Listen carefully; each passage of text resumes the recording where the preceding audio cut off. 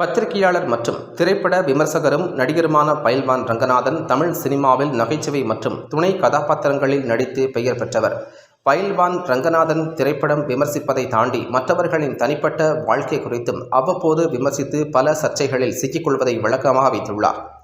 சமீபத்தில் நடிகை ஷக்கீலாவுடன் நேர்காணல் ஒன்றில் பங்கேற்ற பயில்வான், நடிகைகள் குறித்து பேசுவது தொடர்பான கேள்விக்கு அவர்கள் பொது வாழ்க்கையில் இருக்கின்றார்கள், பல நிகழ்ச்சிகளில் அவர்கள் கூறிய தகவல்களைத்தான் நான் தொகுத்து சொல்கிறேன் என்றும் கூறியிருந்தார்.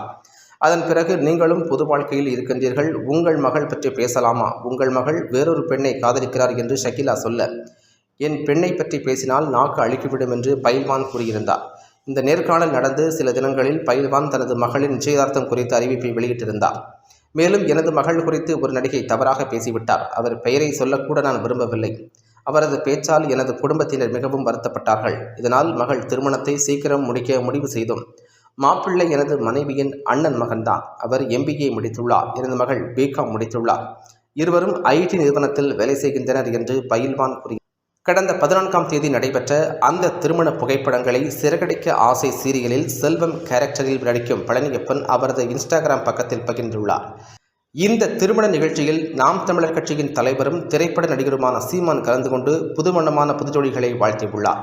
இதன் மூலம் ஷக்கீலாவின் கூற்றை பொய்யாக்கியுள்ளார் பயில்வான் ரங்கநாதன்.